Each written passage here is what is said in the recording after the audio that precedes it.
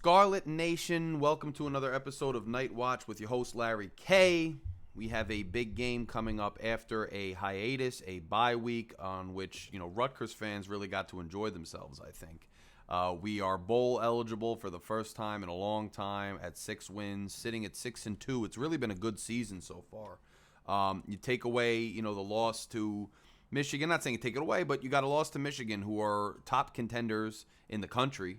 And also are embroiled currently in a cheating signal stealing scandal.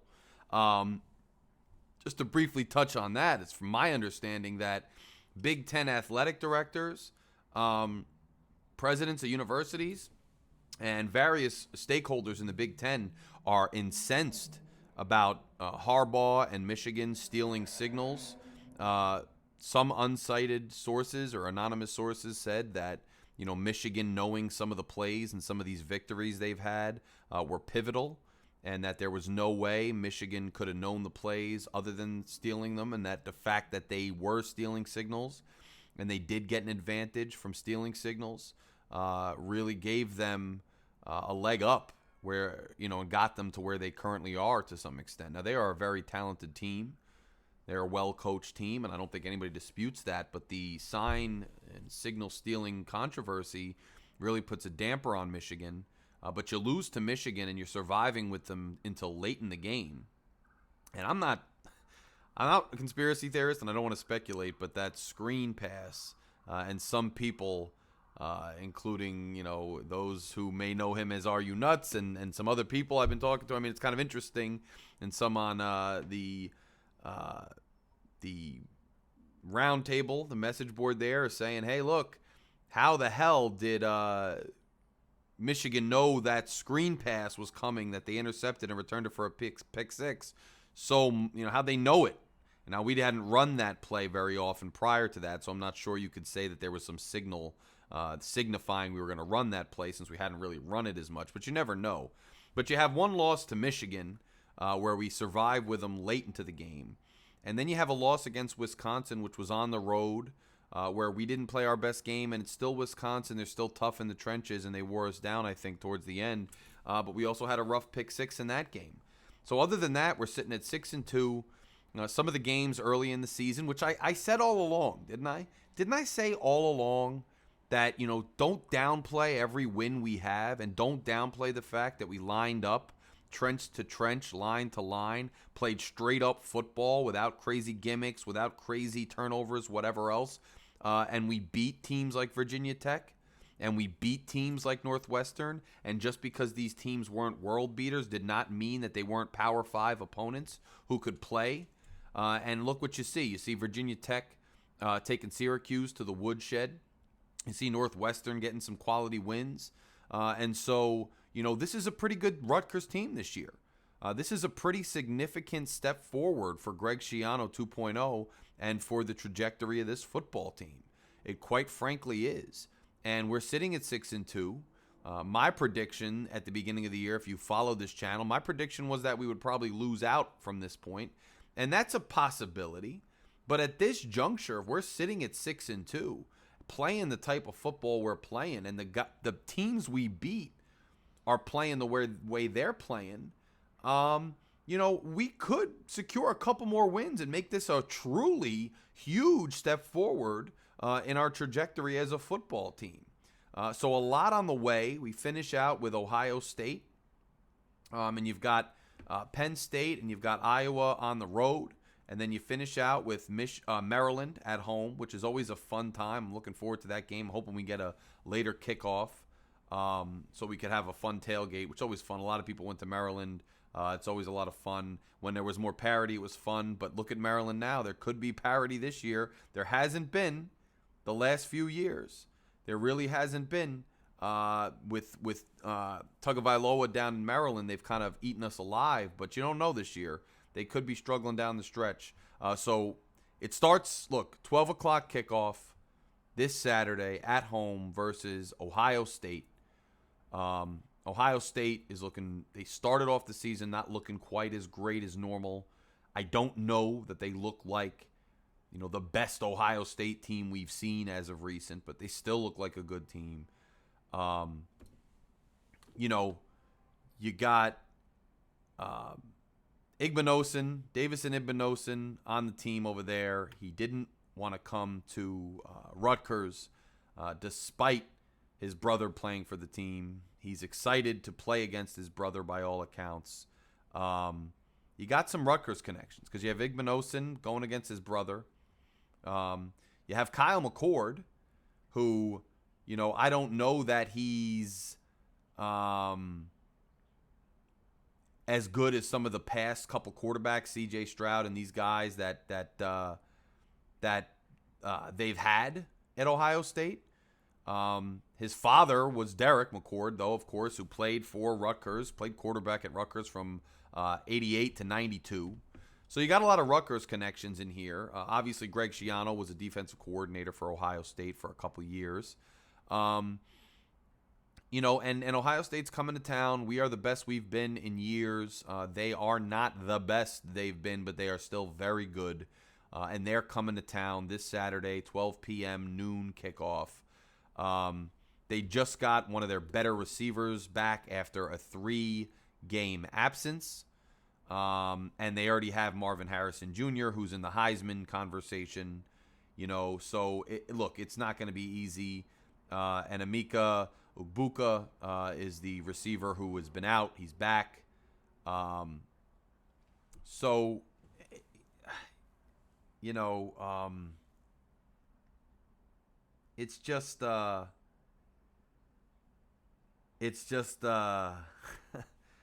never really loved this game. I got to be honest with you.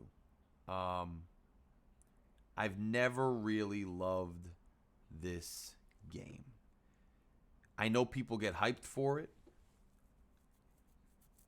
I just don't like it.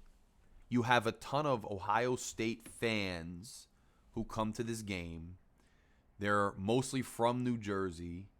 There are Ohio fans who travel, just like a lot of Big Ten teams. And they're, you know, big, strong fan base, great team, great program with a storied history. I have no problem with Ohio fans traveling to New Jersey. We have a great tailgate scene. You know, it fills up the stadium, whatever.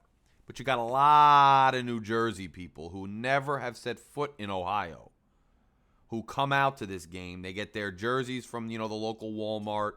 They, you know, only show up for one game a year. They don't even really follow college football, but they claim to be Ohio State fans, and they come to crap on Rutgers, their home state university, to root for a team they've never even, have no perception of where they are, never been to Columbus, let alone Ohio, and it's a pain in the ass. And they got the OHIO chant going around the stadium, you know, and most years, because it is what it is, Ohio State gets the top recruits from across the country. You know, there's no parity with those type of programs a lot of times, and it's just not a lot of fun. This week, Rutgers is a much better team than they've been, and I expect a lot more juice in the game, and I expect the Rutgers players to come out with a mentality that they can win the game, with a confidence exuding from them, with a few improvements and potential, you know, tricks up their sleeves. And I don't necessarily mean gimmicks, but, you know, offensive wrinkles, defensive wrinkles in their scheme to try to take on Ohio State. And it should be fun. I'll be there. But I already see some people on our side of the spectrum here, the Rutgers fans, starting to hype up this game and making it a little bit more than it is. Some people are acting like this is, you know, Louisville 06. If we win the game, then it might even top Louisville 06, because then the way the season's gone, and to put that cherry on top to take down Ohio State would obviously be iconic. And of course, I'm rooting for that to happen. Of course, I want that to happen more than anybody, and I'll be right there ready to rush the field or go crazy if we do it, okay? That being said, people are, you know, equating this in the wrong ways, right? When we played Louisville in 06, we were a ranked team. We were undefeated. We were a very good team. We are a good team this year. We're not undefeated. We're not ranked. And we're not as close to Ohio State, I don't think, this year as we were to Louisville in 06. And the only reason I say that is not to crap on our team, not to doubt us or anything like that. I believe we can win this game. I'm rooting for us to do it. But if we lose, and if we lose decisively, I don't want people to start getting down on this team or jumping off a cliff or saying the sky is falling, because there are still winnable games against Iowa, against Maryland, and guess what? Penn State even looks like it could be vulnerable depending on how things go. So there's a lot of season ahead of us, and then there's a bowl game, and we've already accomplished a lot this year. I just want to go into this game the way we should be, which is we're playing with house money. We're playing with house money. Kyle McCord is not a world beater. I never liked Ryan Day. I think Ryan Day is like the heir apparent to a $1 billion family fortune who can almost do no wrong. He's on the hot seat because I never thought he was some great coach. He just stepped into a role where it's a ready-made program where players are just coming nonstop that are 5 and 4 stars, and it's almost impossible for most teams in the country, let alone the conference or anywhere, to beat them. Of course you're going to look like a great coach when you have superior talent at virtually every position and your depth is superior. But even for all that depth, he hasn't done enough to keep himself maybe out of the hot seat conversation. So there's opportunity here for Rutgers to do some damage. And I like our running backs. I like our offensive line. I love our defense. I like our up-and-coming young quarterback, even though not everybody agrees totally with me on him. But the fact is, number one, we just lost Tyreen Powell. That's a huge loss for the year. He is a dynamic, athletic linebacker. Okay? However, Mo Toure is a beast too, and he's been playing very good this season. I don't think, we miss a step too terribly over the course of the season, like for a season outlook for a bowl game, as far as winnability against certain teams that we already had winnability against. But when you're going up against a team like Ohio State, it does hurt when you lose a guy who's an integral starter, who's a dynamic player. And the biggest issue I see with Ohio State and us is no matter how vulnerable they are and no matter how many wrinkles we add, say we get some turnover early in the game. Say we throw, a big pass to Jaquay Jackson or one of these other receivers down the field, just like we did against Michigan, and we strike first or we keep up or we get out to a lead. My issue with a team like Ohio State is these players are so good. I mean, you got a potential Heisman candidate in Marvin Harrison Jr. You got a defense that's stout. And our offense, if they dial in to try to stop our rushing attack, and I'm confident our line, this is the best I've seen our line, our running backs in years. We're formidable, we're good, but this is still an upper echelon team nationally that we're going up against. If they're able, like some of the other teams were better able to shut down our rushing attack to some extent, to some considerable extent, and we're forced to throw the ball, it's going to be hard, in my opinion, for us to sustain that over 4 quarters of a game. Marvin Harrison Jr.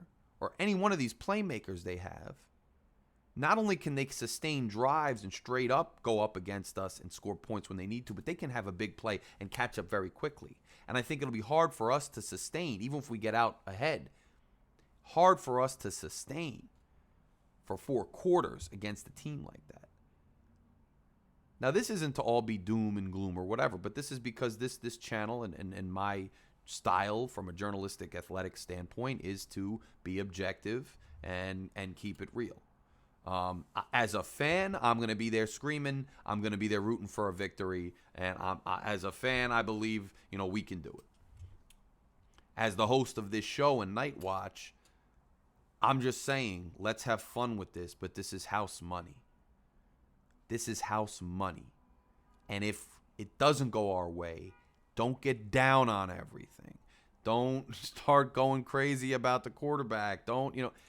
We're still a work in progress, okay?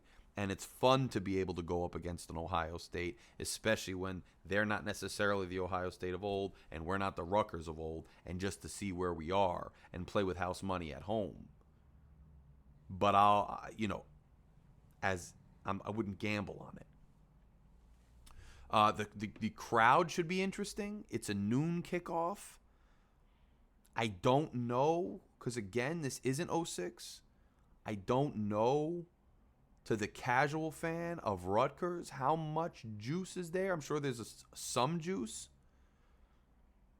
To the dedicated Rutgers fan who follows Rutgers regularly, there's juice. We're all going to be there.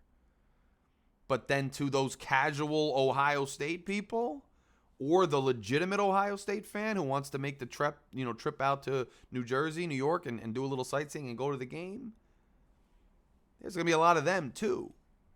So it'll be an interesting game. These games where you want to really have a home field advantage and where momentum could swing, you want to pack out your home stadium with your fans and have a ton of juice in the game. If this was a night game, we were undefeated, we were ranked, and the New York and New Jersey media was going nuts for us, I could see that type of environment. But this is a noon game. We have 2 losses. We're playing very good. We're one of the better teams in the Big Ten. But it's a noon game. We're not expected necessarily to win. I don't see the buzz outside of the Rutgers fan base. I don't know that type of environment is going to come. But it should be a nice game. Perfect football weather by all accounts. Look, the key to this game is exposing McCord for what he is, which is not a bad quarterback by any means, but not the best that we've seen in the past. Making Harrison and those playmakers work for every yard and play they can get, not letting them get the big plays. Because you see it with us with other teams, right? Teams that we have more talent than, teams that we are further ahead of on schedule to improving. They may get out to a lead. They may strike, first blood. But we're able to wear them down and just beat them over 4 quarters. So we have to make Ohio State work for every score, work for every first down. We cannot allow huge chunk plays or big plays because we won't succeed that way. And on the other end of the spectrum, vice versa, we need the big plays. We need to win the turnover battle hands down. We need some big plays, whether that comes from new wrinkles or whatever it comes from. We need to throw the ball downfield when they don't expect it. We need a busted coverage. We need to have a great block and then, a running back finding the seam, Monungai taking it to the house. We need all those things to line up, and then I think something can happen. We also got to kind of catch Ohio State sleeping, but I don't think we will. Because if this was a game in between another major game for them, like if we were in between, them playing a Wisconsin or a Penn State and them playing Michigan, then I could see them falling into a trap game. But they got to take care of business against us, and then they got to take care of business against Michigan State, and then they got to take care of business against Minnesota. Like, we're just one in a long line of them taking care of their business. So I don't think we're going to catch them sleeping. Now, we might catch them sleeping a little early on just because they think we're Rutgers. They're looking ahead. They're worried about Heisman. They're worried about this. They're worried about that. And if we're determined and pissed off enough on that field, we could strike first blood. But can we, after that, sustain for 4 quarters? I'm curious to see that. But here's what I'm looking for from the team. I'm looking for a competitive effort where we stay in the game for quite some time, where we're not embarrassed. I'm looking to stay healthy. I'm looking to see Gavin Wimsatt take another step in terms of kind of like the way he played towards the end of the Michigan game. I want to see him complete passes and sustain drives against a very good defense and a very good adversary. It doesn't mean he's not going to make mistakes. It doesn't mean he's going to light the world on fire and we're going to upset Ohio State. But I'd like to see Gavin Wimsatt have the ball in his hands, throw the ball, make good reads, make accurate throws, and move the ball down the field against a team like Ohio State. I want to see us have a respectable showing at home against a formidable adversary, and I want to see us act the part. And what I mean by acting the part is we are a 6-2 Big Ten team with a respectable conference record and a damn good record overall. We are bowl bound, and we have a lot of talent on our roster who came in, some of them highly touted, some of them not as highly touted, but with a lot of potential that has been developed and now playing at a very elite high level, including guys like Kyle Monungai, guys on that defensive line, guys like Longerbeam. You know, even Melton's coming on. Even he was very hyped up preseason, didn't have a great beginning of the year, but has come on. Motoré flying all over there. Flip Dixon. I mean, guys that are talented, good, legitimate Big Ten players. And we are a legitimate, pretty good Big Ten team.